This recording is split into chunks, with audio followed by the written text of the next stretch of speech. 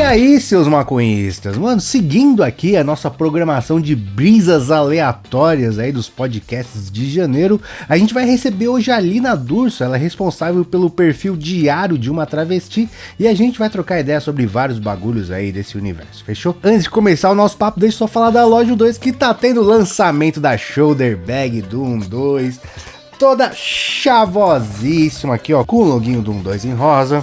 Tem vários bolsinhos pra você carregar os seus bagulho tudo. E ainda, se você pagar no Pix ou no boleto, tem 5% de desconto. E se você comprar, mano, acima de R$ 199,90 pro estado de São Paulo, tem frete grátis. Então não vacila que o bagulho acaba rapidinho e cola lá na Loja 2, fechou?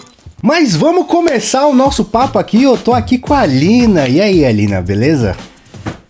Beleza, e você? Tudo suavidade. Cara, uma honra de verdade ter você por aqui. E eu conheci você pelo podcast Lança Braba, que a gente foi, você foi um pouquinho depois, né? E um bagulho que me chocou logo de cara, velho, é, mano, a coragem. Por que eu falo isso? Eu fiz uns trampos há uns anos atrás com a comunidade LGBT, e um bagulho que teve um cara que me falou e nunca saiu da minha cabeça é que, tipo assim, as pessoas trans, os gays afeminados, não sei o que lá, eles são a primeira, como é que se fala? O primeiro a ponto de porrada. É a linha de frente do bagulho, tá ligado? Sim. Eu nunca tinha pensado nisso na minha vida. E você, além de ser a linha de frente, você bota na tag do Twitter, tá ligado? Diário de uma travesti. E eu acho isso muito louco, cara, porque é um termo completamente marginalizado e você pegou pra você e foda-se. Sim, é uma coisa que tá, tipo, muito presente, assim, no meu dia a dia, porque a gente sabe que tem uma diferença, assim, tipo, pra nós que, enfim, já tá um pouco mais entendidos, assim, desse assunto, a gente sabe que tem um abismo muito grande entre essas termologias, né, tipo, o termo trans, o termo mulher trans e o termo travesti, porque o termo mulher trans surgiu através de uma patologia, né, surgiu através da medicina, que era para definir corpos que, de alguma forma, nasceram no corpo errado, pessoas que nasceram no corpo errado, e taxando nossos corpos como de pessoas doentes mesmo. E já a travestilidade, já o termo travesti, vem de uma marginalidade, né? Tipo, quando eu te pergunto, por exemplo, quando eu te pergunto a palavra travesti, o que vem na sua cabeça? Tipo, pra você, talvez, hoje em dia deve vir coisas positivas, mas na cabeça de muita gente, assim, que não entende e que não tem a presença de travestis, assim, no seu dia a dia, no seu cotidiano, deve vir tudo de ruim, tipo, prostituição, droga, marginalidade, enfim, bandidagem, né? Que é tudo que remete à palavra travesti.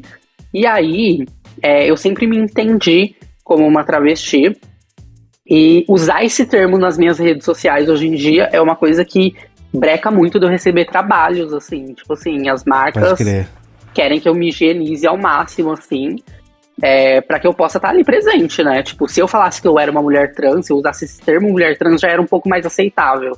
Agora, quando eu uso essa palavra travesti, é uma palavra que ainda causa medo nas pessoas, né? Causa um certo receio.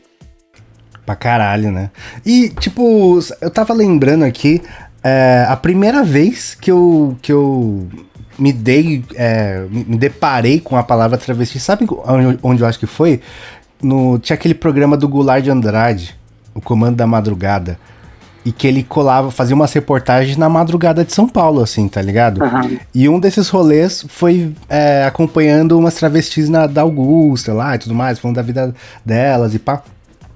E foi exatamente isso que você falou. Por mais que o Goulart de Andrade era um cara foda, assim, ele tinha uma coisa de botar a cultura marginal na TV aberta, né? Isso é muito louco. Mas ainda assim era nesse contexto que você falou, da marginalidade, tá ligado? E isso é muito louco, né? Porque é um termo, assim, que tá na sociedade há muito tempo visto desse jeito, né, cara? Sim, sim. Nossa, é bem complicado, porque, tipo assim... Enfim, né, travestilidade é um termo que causa muito medo nas pessoas, e que hoje em dia ainda as pessoas entendem a travestilidade como, sei lá, um homem que se traveste de mulher ou alguma coisa assim, e aí as pessoas estão muito presas a isso, e eu sinto que a mídia, de alguma forma, tem muito dedo da mídia nisso também, porque se você pegar, por exemplo, uma novela da Globo, A Força do Querer, que é uma novela que tem transfake. E transfake, pra quem não conhece, são pessoas cis interpretando pessoas trans. E aí as pessoas podem achar que existe algo de representativo nisso. Só que, tipo assim, o que existiria de representativo em uma pessoa branca fingindo ser uma pessoa negra em papel? É verdade. Então, tipo assim, a gente tem que trazer isso também para as pessoas trans. E a novela Força do Querer era uma novela que tinha um personagem que chamava Nonato. E aí que de dia era motorista e de noite se montava e ia. E aí era um personagem que falava que era travesti, blá blá blá. Nossa, tipo, foi um desserviço enorme, eu acho, para a população trans, porque muita gente, através dessa novela, criou um imaginário de que ser travesti é isso, de que ser travesti é você se montar, mas depois de um tempo eu já não vou mais ser isso, eu já não vou mais ser travesti. Na verdade, não, travesti é uma identidade ali, feminina. Né? Acho que é uma coisa momentânea, uma coisa ali, enfim. Isso tem nome, né? Isso é drag queen, isso é a Pablo Vittar, isso é outras drags aí que estão fazendo sucesso. Mas as pessoas têm que desassociar o que é travesti e o que é ser uma drag queen. E ser uma travesti é uma identidade feminina, né? Eu não me desmonto, eu sou isso daqui 24 horas por dia. O meu nome tá lá, Alina. Eu tenho um peito, eu não vou, tipo, tirar o meu peito e pronto, acabou, desmontou. Então, as pessoas ainda têm muito isso hoje em dia. Tipo, tem muitos lugares que eu chego e aí eu falo que eu sou travesti, aí as pessoas falam assim, nossa, eu achava que você era mulher trans. E aí eu pergunto, por que você achava que eu era uma mulher trans? E eu falo, porque ser travesti é ser um homem que se veste de mulher, então você se desmonta, e aí que dá um boom, assim, na cabeça dessas pessoas, que elas não entendem ainda. Tipo, a gente tá em 2021, e as pessoas ainda não entenderam que ser travesti não é uma montação, sabe? Não é um personagem, não é uma alegoria. Pode crer. Alina, por que deu pra você, tipo, tô em casa, vivendo na boa aqui, vivendo minha vida, vou criar um Twitter e começou a bombar, porque, tipo, uma coisa que aconteceu muito é que quando eu fiz lá os trampos com a comunidade LGBT, tinha muito da pessoa, muitas pessoas transicionavam e não queriam... tipo, deixava a vida que teve antes da transição pra trás. Tanto que muitas delas mudam de cidade, mudam de país, mudam de sei lá o que, tá ligado? Que beleza, tem um contato com a família, mas os amigos, foda-se, as pessoas que, tipo, beleza, eu nem quero muito na minha vida. Você foi o contrário, você, tipo, transicionou e virou quase que referência. Sim. Tá ligado? Então, por que deu? Por quê? É bem, assim, bizarro. Na verdade, eu não sei como se deu, assim, mas... Eu saí de Bauru, né, que é a minha cidade natal, e aí eu comecei a me entender enquanto uma travesti, enquanto uma pessoa não cis, né, em 2018. Eu tinha 18 anos na época, e aí eu comecei a me entender. Eu sabia que eu sempre me entendi enquanto uma pessoa LGBT, eu sabia que eu não era o que minha família queria que eu fosse, eu sabia que eu não era um menino. Desde sempre eu soube que eu não era um menino, mas por muito tempo eu acreditei que eu fosse um menino gay, porque, sei lá, 8, 10 anos atrás, essa era a única possibilidade de existência. Você não tinha nem referência, né? E, tipo, o que era pessoas trans 10 anos atrás, sabe? Tipo, quando isso era falado 10 anos atrás, isso é um debate muito recente. Então, eu ficava muito naquele imaginário de, meu Deus, então eu sou menino gay, né? E por muito tempo eu tive que me conformar com isso por falta de informações, né? E por falta de representatividade de pessoas trans também. E aí eu ficava pensando, mas como eu sou um menino gay, se eu também sinto atração por mulheres?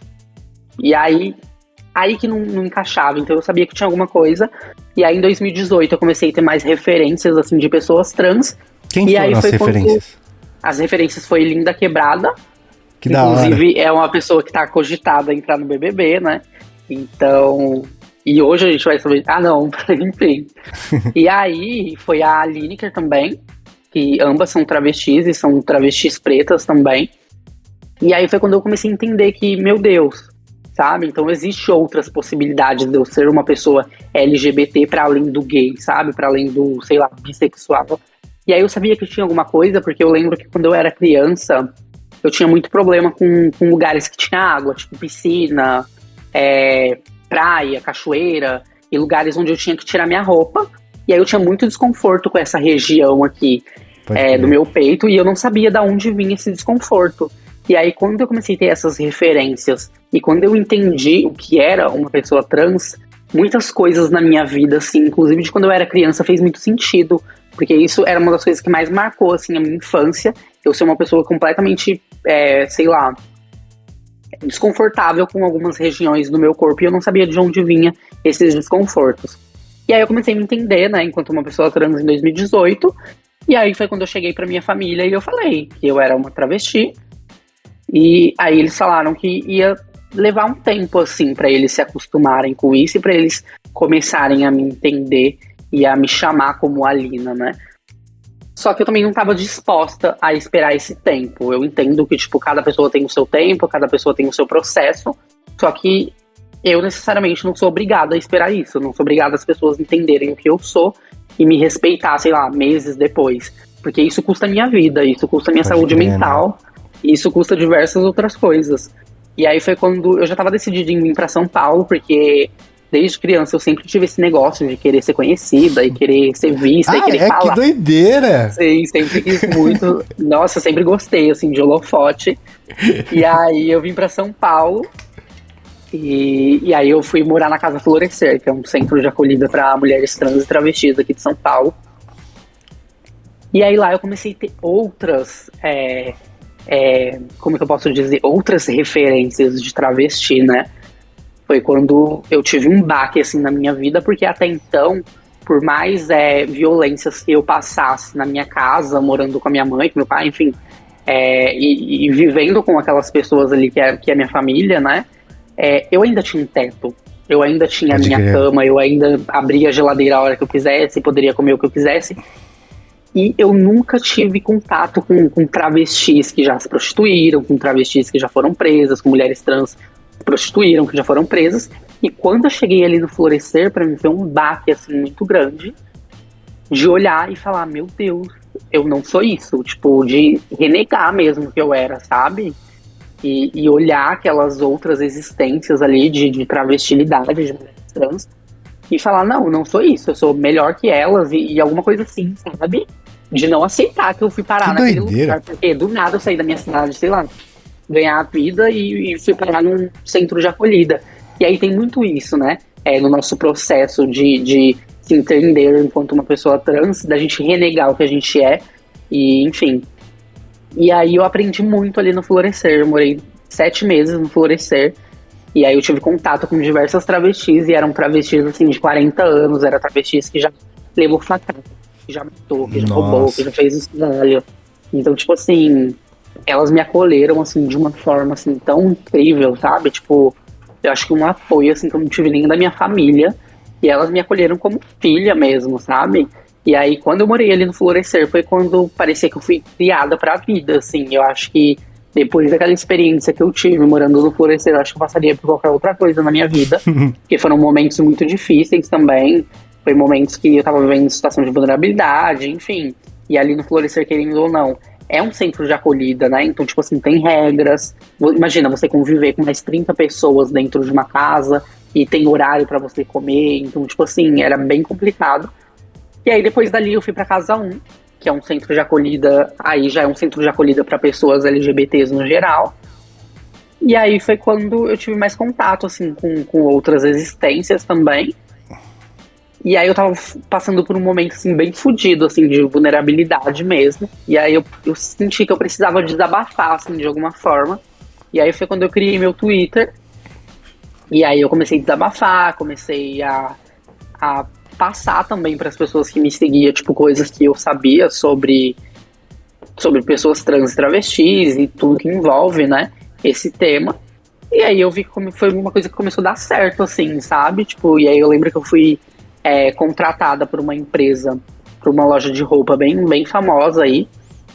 E aí quando eu comecei a trabalhar lá, eu comecei a sofrer diversos casos, assim, de transfobia, diversas violências ali naquele ambiente, principalmente de alguma forma ser coagida quando eu ia frequentar o banheiro feminino ali da loja. Então, tipo assim, diversas violências real. E aí eu comecei a desabafar isso no meu Twitter. E aí foi quando deu um boom, assim. E aí eu comecei a ganhar muito seguidor. E aí eu migrei pro Instagram e comecei a fazer vídeos sobre isso, né? Aproveitei a visibilidade que eu tava ganhando no Twitter. E aí foi quando aconteceu tudo isso. E aí hoje eu tô aqui. Que foda. Tem um amigo meu, Mil Grau. Tem um amigo meu, Mil Grau, que ele tem uma frase que eu acho demais, cara, que ele fala que às vezes a verdade é dura, né, meu parceiro? Eu acho muito da hora, que às vezes você tem umas verdades duras, né, Alina? Sim, nossa, foi tipo, muito complicado. Não, mas sabe, não qual que é a brisa? Que tipo, eu conheci uma menina que ela falava, pô, beleza, às vezes eu tenho paciência de explicar alguns bagulho, mas às vezes eu não tô na paciência, e você não tem que, e tipo, eu não tenho obrigação de estar na paciência de explicar os bagulho e tudo, e às vezes a verdade é dura mesmo, tá ligado? E aí, essa coisa, parece que o Twitter foi feito pra você, né, Alina? Porque, tipo, as interações que rolam lá, às vezes tem amorzinho, mas às vezes precisa de não amorzinho, né? O Twitter é uma rede social muito complicada, né? Eu acredito ser a rede social mais tóxica, assim, que tem. Mas... E eu sou uma pessoa que eu gosto muito de brigar, né? Eu gosto muito de entrar em debates, assim, e arrumar rixa mesmo com as pessoas.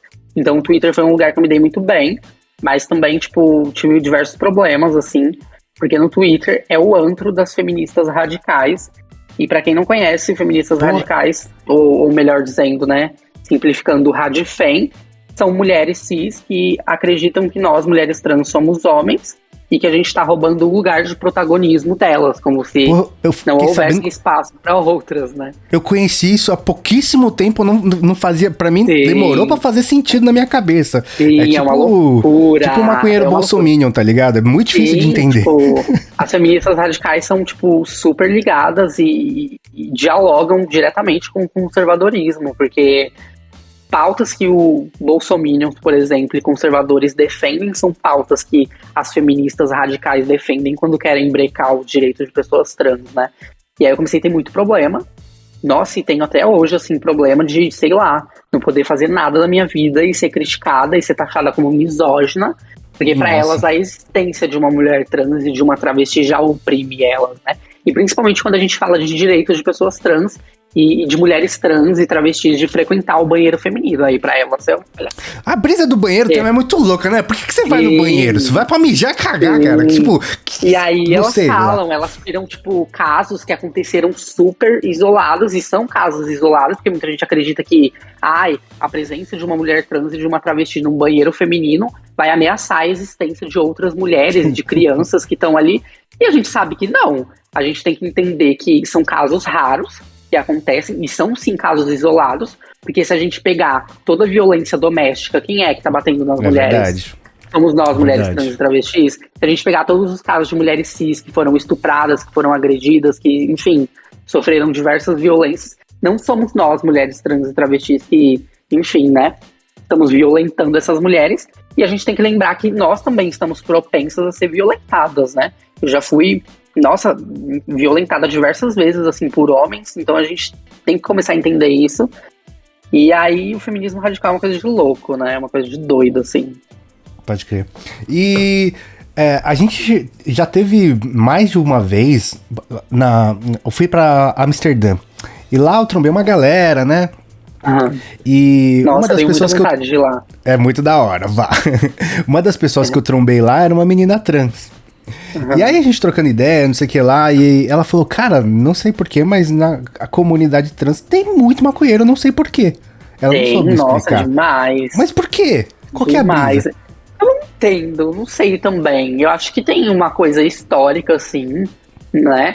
E aí eu acho que, tipo, principalmente falando das travestis, eu acho que vem muito da história e da cultura das travestis, principalmente daqui do Brasil.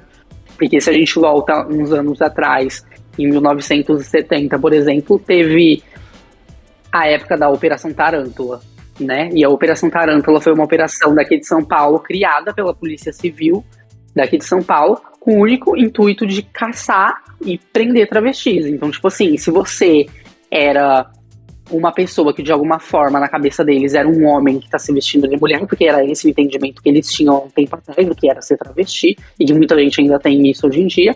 Então se você era uma travesti e você estava saindo com roupas femininas na rua, sei lá, em 1970, aqui nas ruas de São Paulo, você era presa. Eles te pegavam, eles raspavam a tua cabeça, eles te vestiam com roupas masculinas, né, entre aspas, e te devolviam para as ruas daquela forma.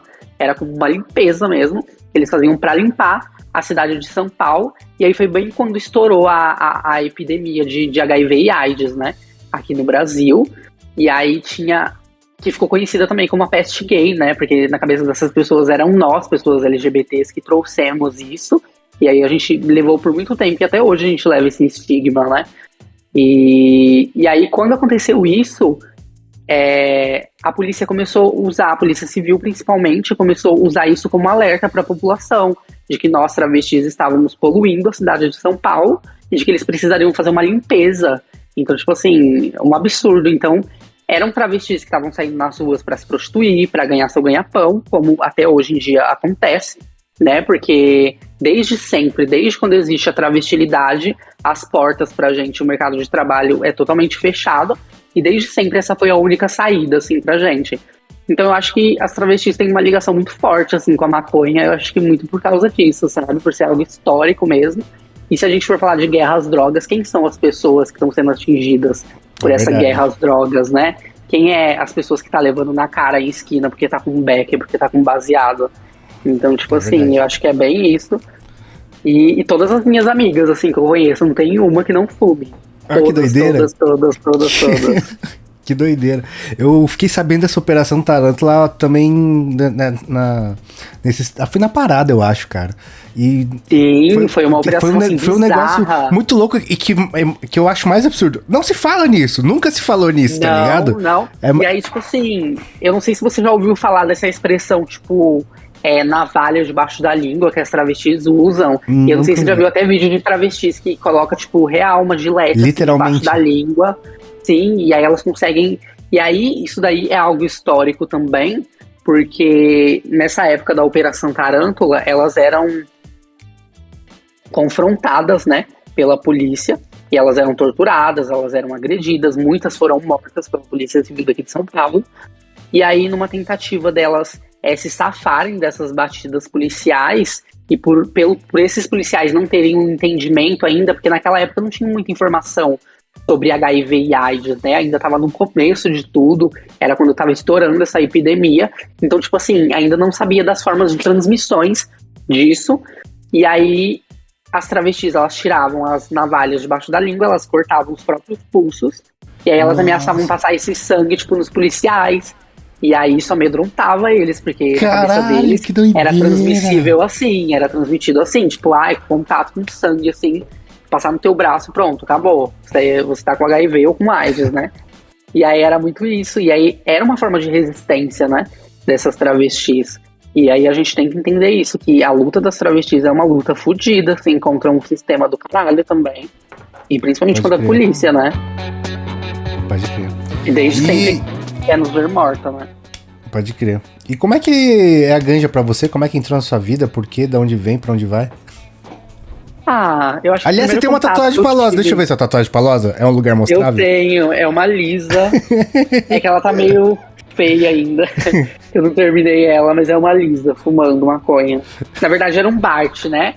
Era um desenho do Bart, aí eu cheguei e aí eu pedi pro cara fazer a cabeça da Lisa. Justo. E aí, mas enfim, eu acho que o primeiro contato que eu tive com a maconha foi em 2017.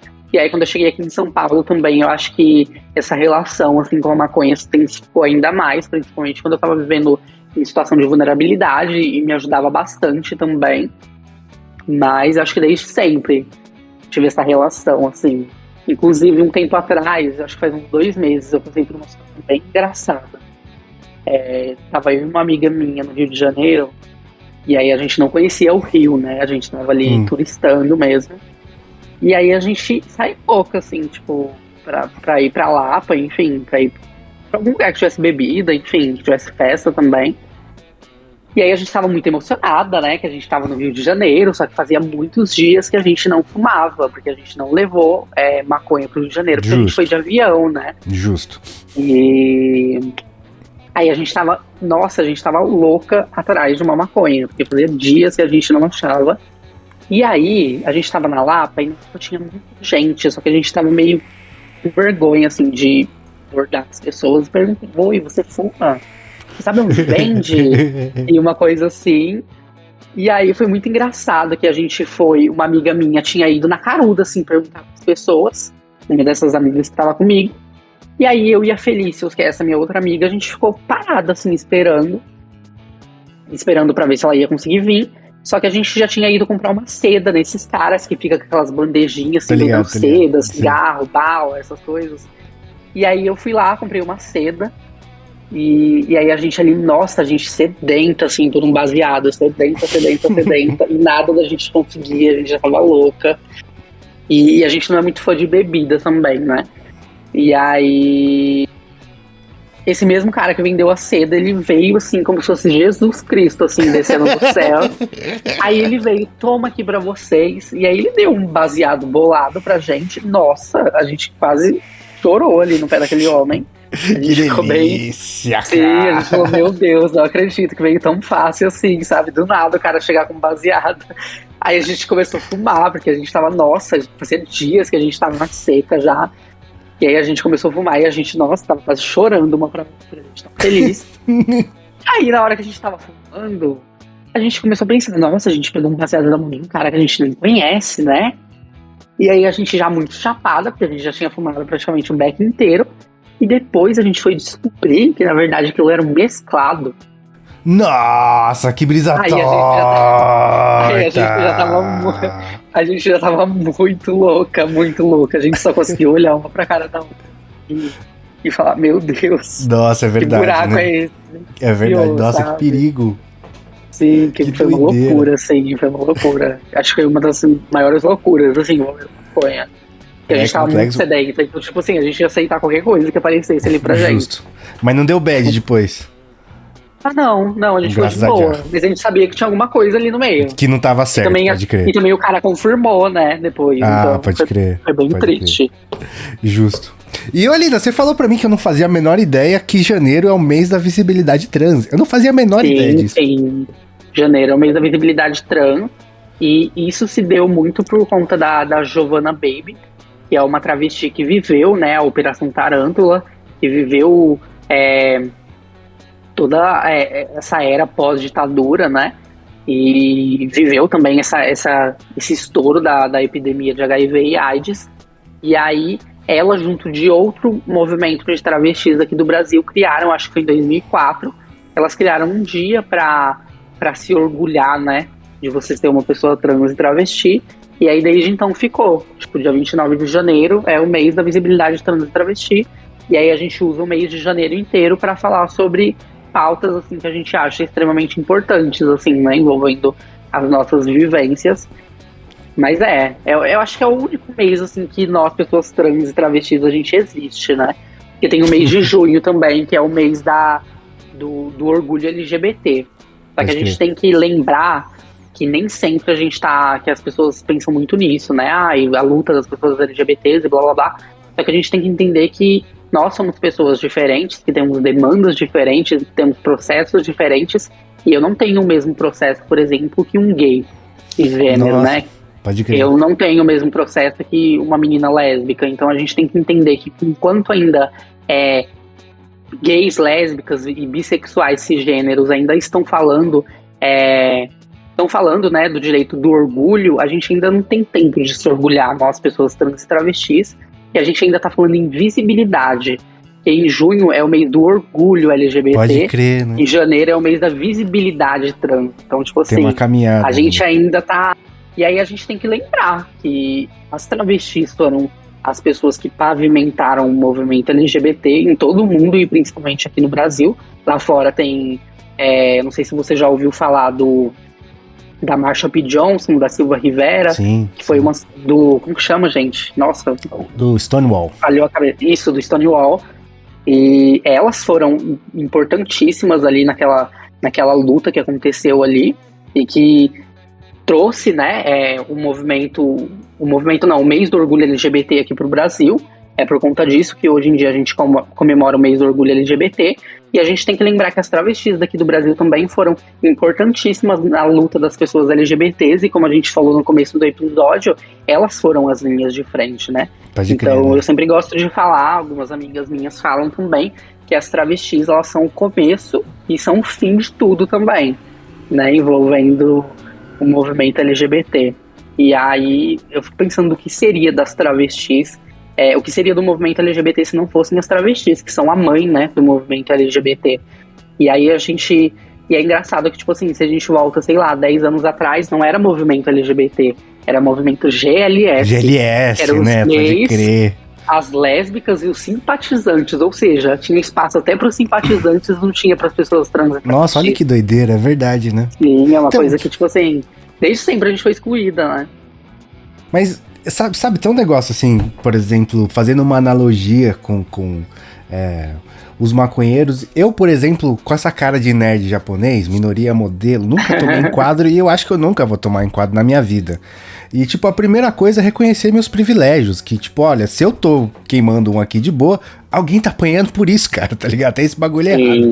E um bagulho que eu fiquei em choque quando eu descobri é que existe os gays cis brancos que não entendem seu próprio privilégio, tá ligado, velho? Isso é um troço muito louco, cara. Você faz parte disso, um dia você já apanhou também. Respeite quem tá apanhando hoje, saca? As pessoas ficam muito nisso, né? Eu acho que é importante também a gente falar o que é uma pessoa cis, né? Uma pessoa cis é aquela pessoa que se identifica com o gênero que lhe foi designado ao nascimento. Ou seja, você é uma pessoa que nasceu com um pênis, e aí você foi criado para ser um homem a partir disso, e hoje em dia você ainda se identifica com isso que lhe foi imposto. Então você é um homem cis. E aí sua sexualidade é algo à parte. E tem muitos gays, assim, gays cisgêneros mesmo, que não sabem se colocar, assim. Eu acho que, falando principalmente dos gays brancos, né? Porque quando a gente vai pro caso dos gays negros, aí já é um outro recorte também, né? De marginalidade, enfim, de várias coisas. Quando a gente fala dos gays brancos, que são cisgêneros, é bem complicado, porque eles não entendem, assim, o privilégio deles. E aí eu já passei por diversas situações, assim, de ser chamada no masculino, e de ser chamada de, sei lá, pesada, sabe? E deles não entenderem que, tipo assim, hoje em dia eles só estão ocupando locais de privilégios e ocupando a mídia, e ocupando isso e aquilo, por causa de travestis que estão na rua se prostituindo, sabe? Elas que estão levando na cara, né? Então, tipo assim, é bem complicado. É bem complicado mesmo. Quanto mais privilégio você tem, mais difícil de reconhecer o próprio privilégio, né? Sim, e a gente tem que entender que, tipo assim, todo mundo tem alguma coisa ali que te privilegia, né, de alguma forma. Todo mundo tem acesso, por exemplo.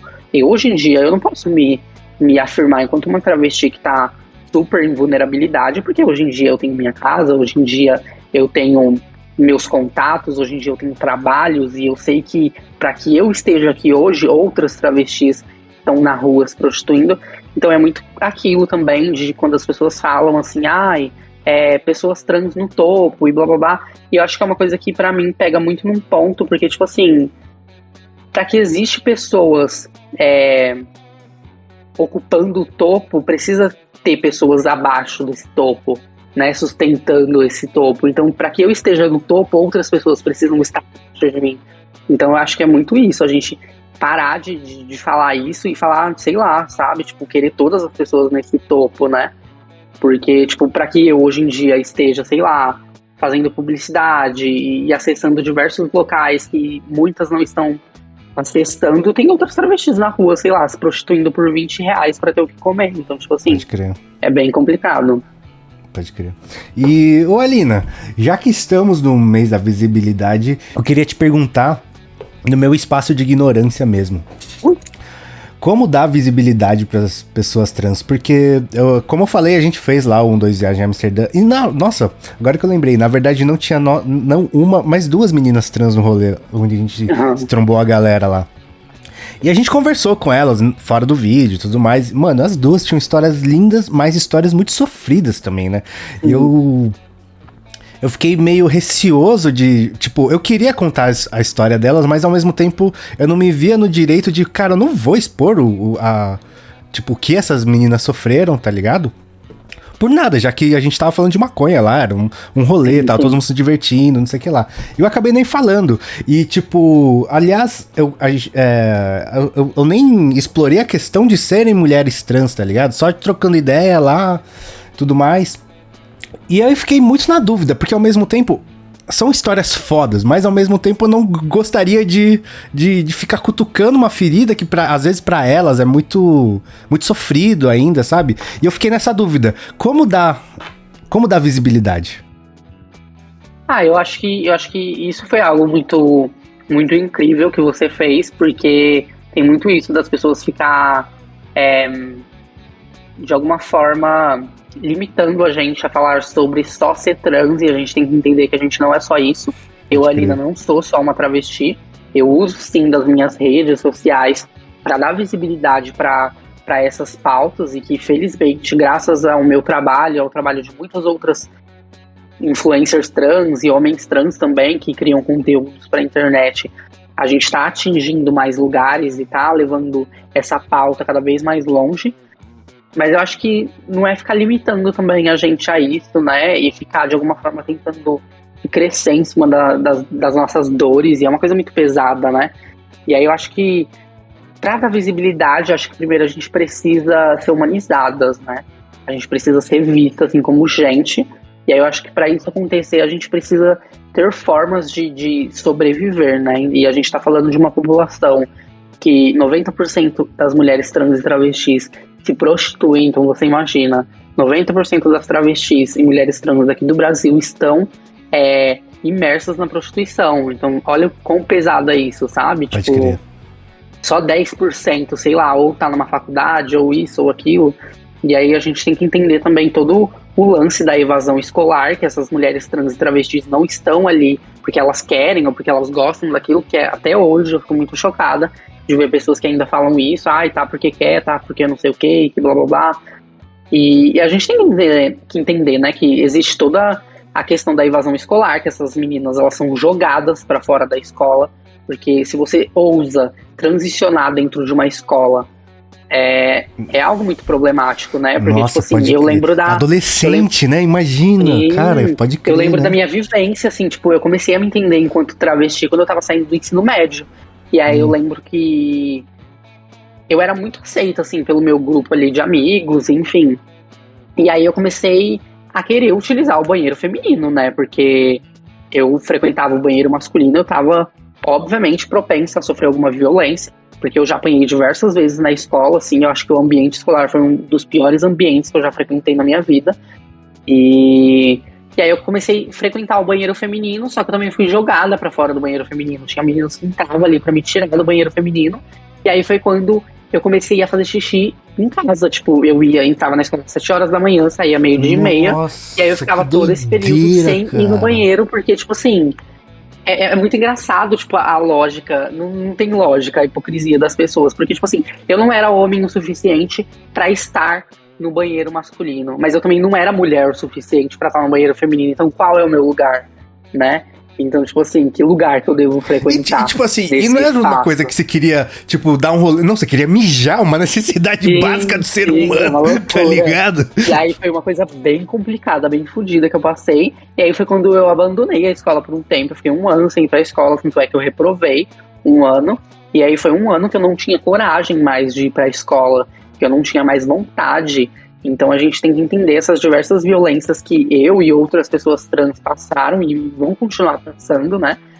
E aí nisso, vamos supor, já é difícil uma pessoa, sei lá, que tem um currículo vasto aí, que é formada nisso, naquilo outro, conseguir um emprego hoje em dia.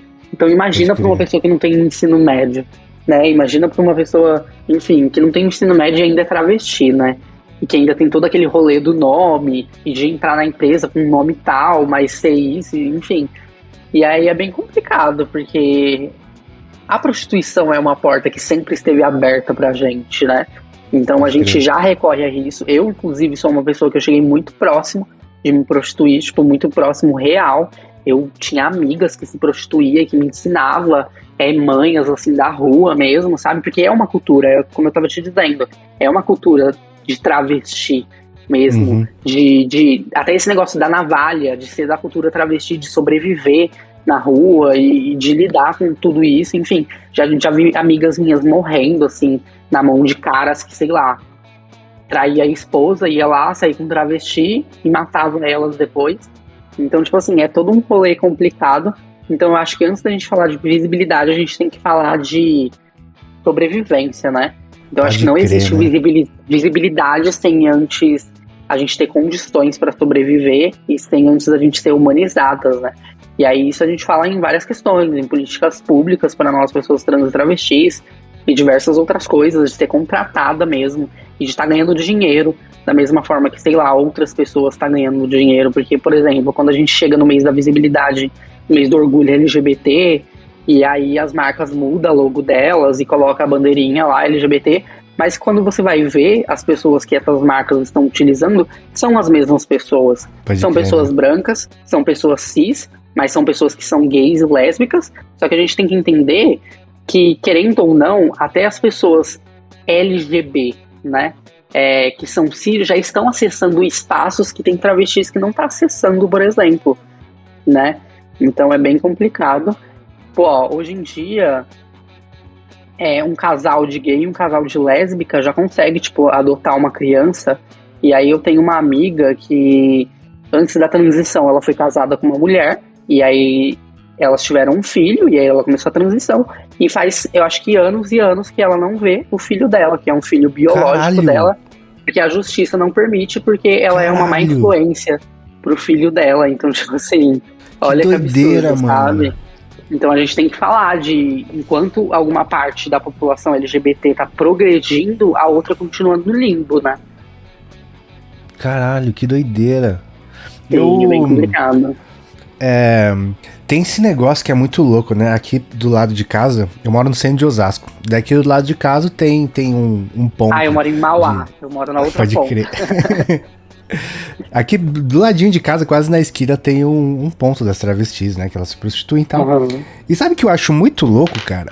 É que eu vejo o movimento, mas tem muita demanda. Então, como você falou, como você falou, né? A prostituição tá sempre aí. E deixa mais claro a hipocrisia da sociedade, tá ligado? Porque Sim. são os mesmos. As pessoas que estão indo ali, que estão ali todo dia, são as mesmas pessoas que vão encher o saco, vão falar merda e vão ser as pessoas mais homofóbicas possíveis, tá ligado? Meu, pra você ter ideia, tipo assim, eu já recebi diversos comentários, assim, de caras me chamando de traveco, e aí quando eu ia, sei lá, clicava no perfil deles e ia na opção mensagem, tinha mensagens dele me chamando pra sair, sabe? Nossa, tipo assim, que doideira! 90% desses caras que tá chamando a gente de traveco, isso, aquilo e blá, blá, blá, blá, são caras que estão atrás de travestis e estão rodando, e são caras casados, né? E são caras que são casados também com mulheres conservadoras, com mulheres também que nos violentam, sei lá, em espaços onde, por exemplo, a gente tá tentando acessar um banheiro feminino,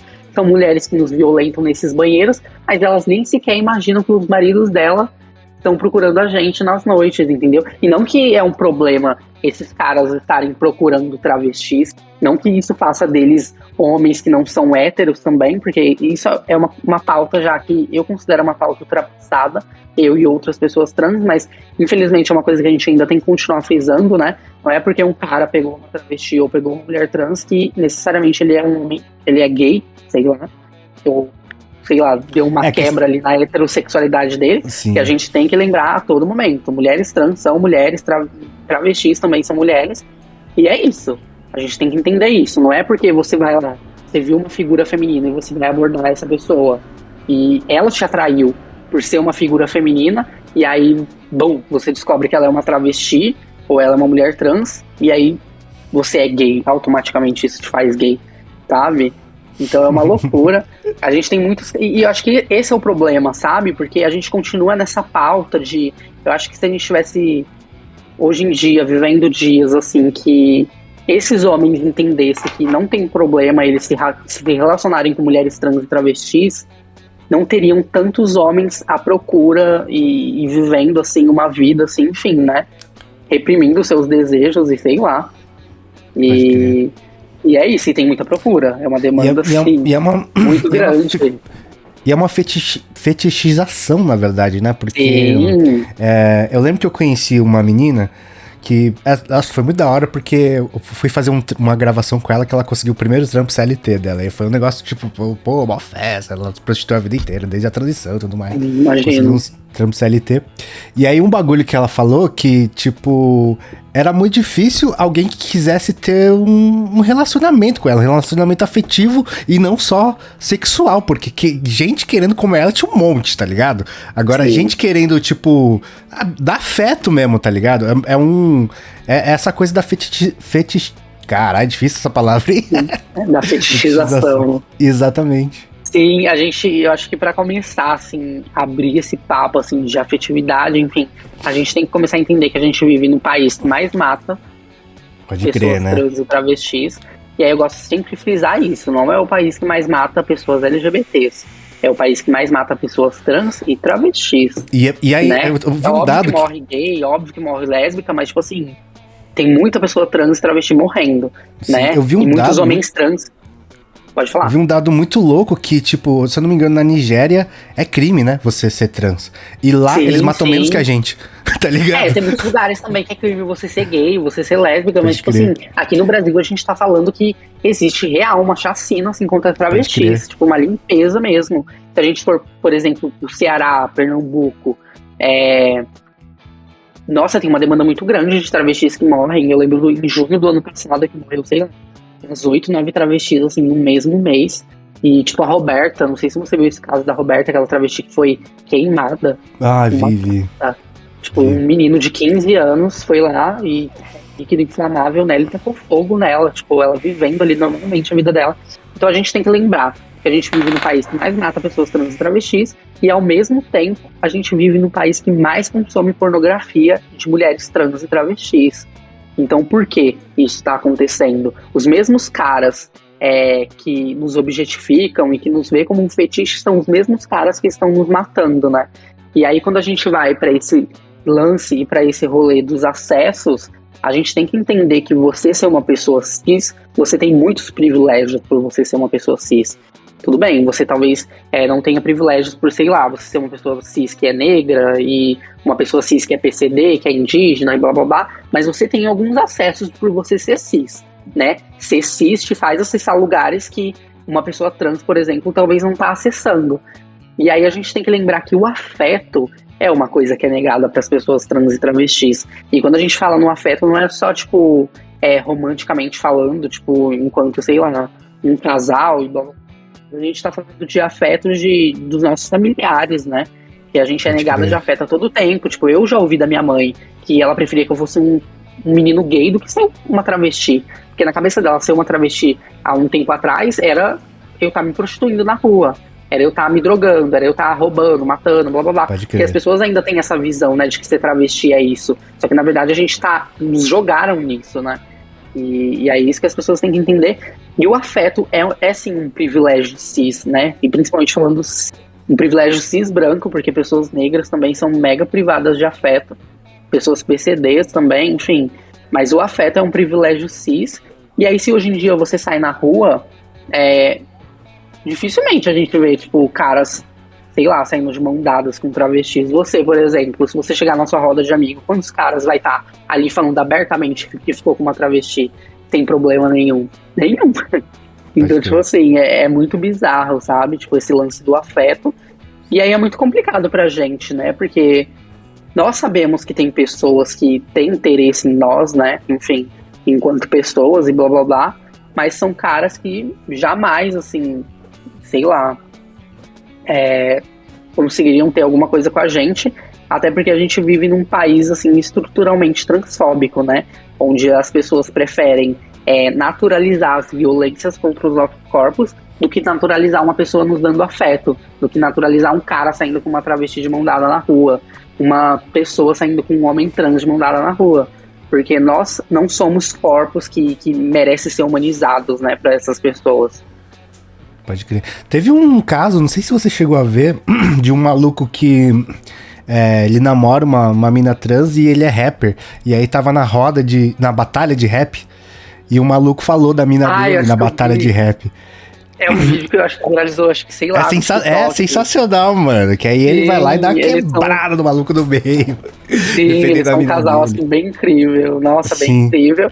E aí eu acho que é isso, sabe? Tipo, a gente aprender a naturalizar, a gente principalmente frisar todo o tempo que, tipo assim, você ser um cara que você tá se relacionando com uma travesti, isso não te faz menos hétero, isso não te faz gay, porque você não tá ficando com outro cara, você tá ficando com uma travesti, com uma mulher trans.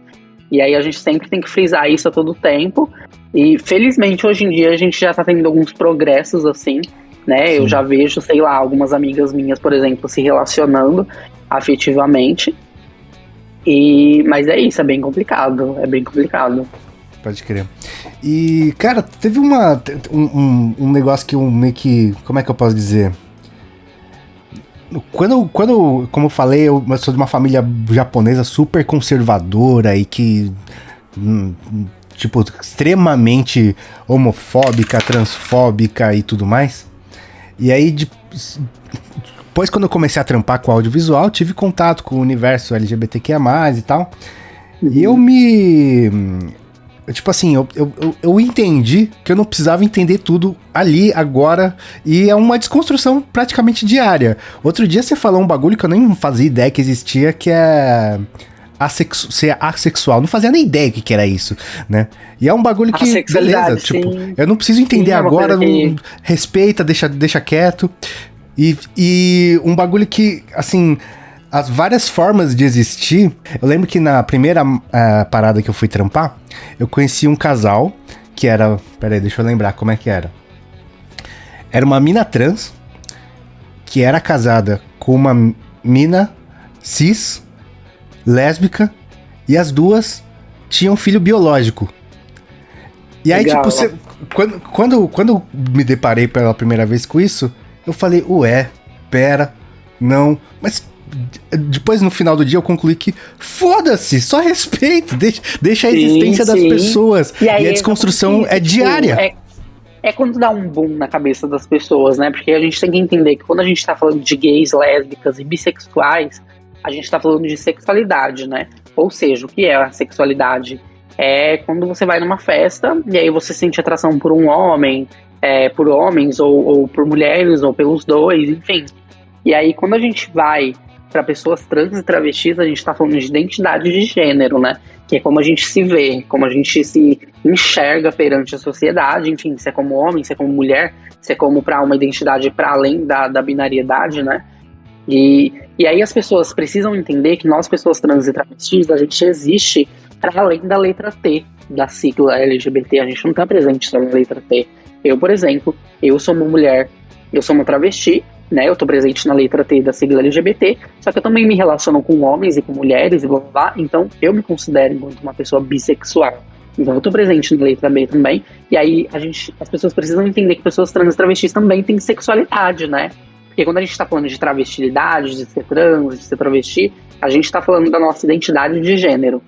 E aí é muito isso, tipo, existem mulheres trans, porque elas são mulheres, que se relacionam só com outras mulheres, independente se é uma mulher cis, independente se é uma mulher trans, e que são mulheres trans lésbicas. E aí tem homens trans que são gays, que só ficam com homens.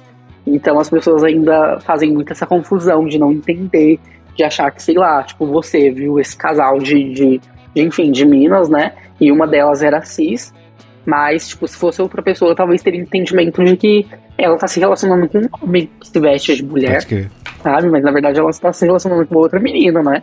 Só que é uma menina que tem particularidades diferentes da dela. Teve um casal também que eu achei sensacional, que depois eu fiquei pensando muito que era um casal de lésbicas que uma delas transicionou e virou... era um casal... elas começaram a namorar como um casal de lésbicas, daí uma delas transicionou e virou um homem trans. Um homem trans. E aí, tem muito isso também. A partir desse momento, virou um casal hétero, entendeu? Sim, exatamente. E aí eu fiquei, caralho, não, pera. Exatamente. E aí eu acho que é a outra pessoa dessa relação, eu acho que é muito complicado isso, de tipo assim... Eu acho muito foda, na real, isso, de tipo, imagina, você tá numa relação e aí ou você ou a pessoa que tá se relacionando com você transiciona, sabe?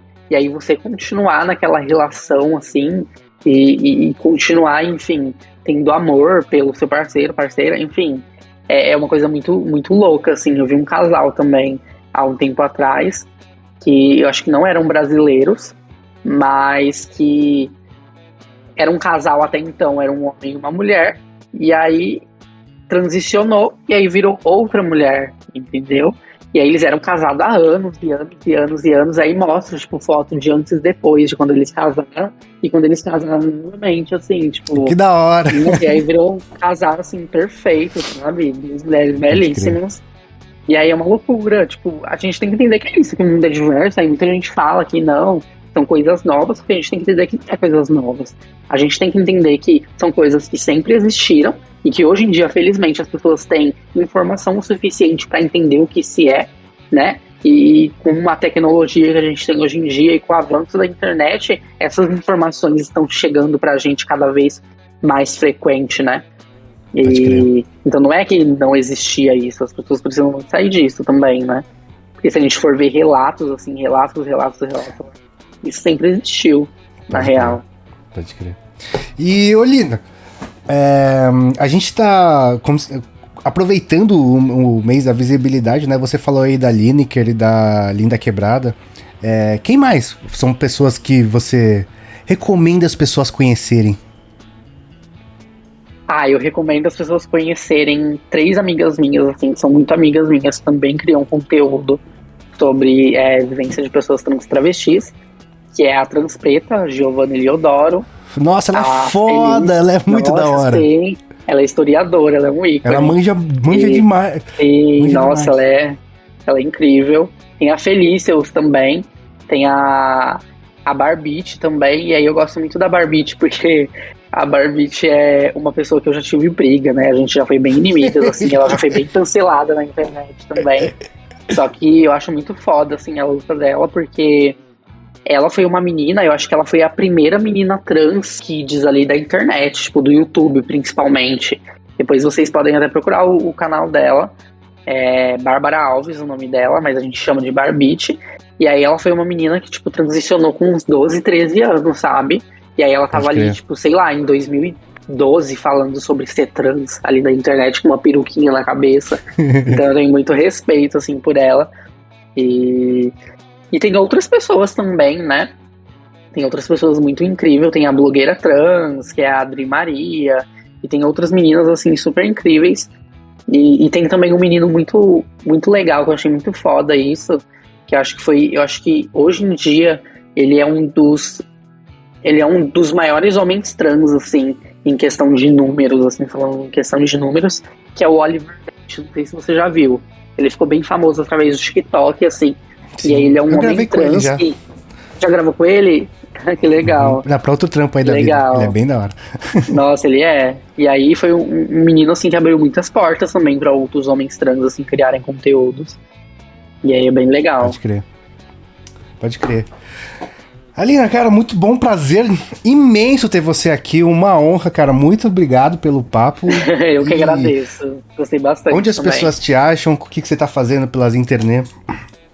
As pessoas podem me achar através das minhas redes, ambas redes, tanto no Twitter quanto no Instagram, no TikTok, são @AlinaDurso. E é isso, tô muito feliz também por esse convite, gostei muito da oportunidade, principalmente nesse mês, né, da visibilidade trans, que eu acho que é quando a gente tem que ecoar esses debates, enfim, essas pautas. Justo.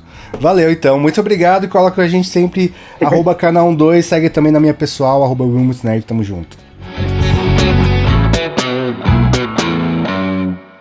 O nosso conteúdo é tudo isso aí que tá escrito no texto legal, mas ele também é feito com a ajuda dos apoiadores do nosso Apoia-se, tá ligado? Como você já deve perceber, é difícil monetizar aqui na plataforma por causa do nosso teminha, né? Então se você quiser e puder ajudar a gente a continuar fazendo esse conteúdo, não deixar nosso beckzinho apagar, cola lá no nosso Apoia-se que você pode ainda ganhar uns brindes da hora, mano.